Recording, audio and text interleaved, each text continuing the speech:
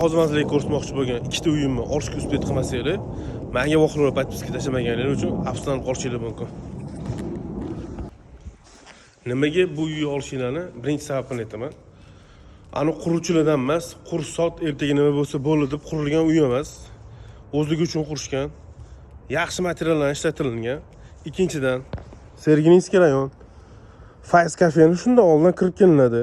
Mahalla katta. Uyimizda 3 sotuv. Uchinchidan, uyimizning narxi. Bu mahallada shunga o'xshagan uylar 2 sotuvli 180 ming, 190 ming sotiladi. Bu uyimizda 3 sotuv 157 ming dollar. Ikkalasi ham bir xil planirovka. Ikkalasi ham 157 mingdan uspet qilib qolinglar. Ikkita belosnejniy uyimizda sotuvga chiqdi. 157 mingdan uyimizning hozir ichini ko'rsataman. Bismillahirrohmanirrohim. Uyimizning ikkalasi ham bir xil planirovkada. Ikkita mashina uchun joy, podorimiz ham bor, zelenaye zona.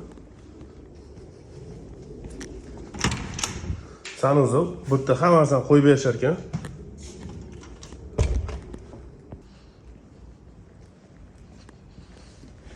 Bismillah. Uyga kirib kelganda mana shunday chiroyli koridor qilib qo'yishibdi. Bu yoq hovlimiz. Bu yoq oshxona. Hop, santexnik narsalarni hammasini qo'yib beramiz dedilar. Uyimizda polni ko'plik qilingan. Birinchi xonamizdan boshlaymiz.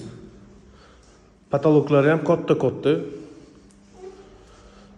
Yaxshi materiallar ishlatilgan uyga, pishgan qishdan ko'tarilgan. Bu yerdagi tahorat uchun hamma narsani qo'yib berishadi.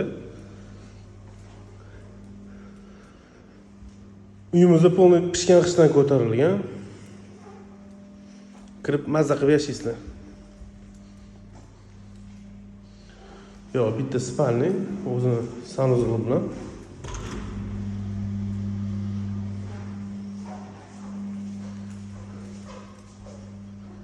Yo, ikkinchi spalni. Hop, yo garderob. Sanuzlarni qo'yib berishadi. Yana bitta xonamiz.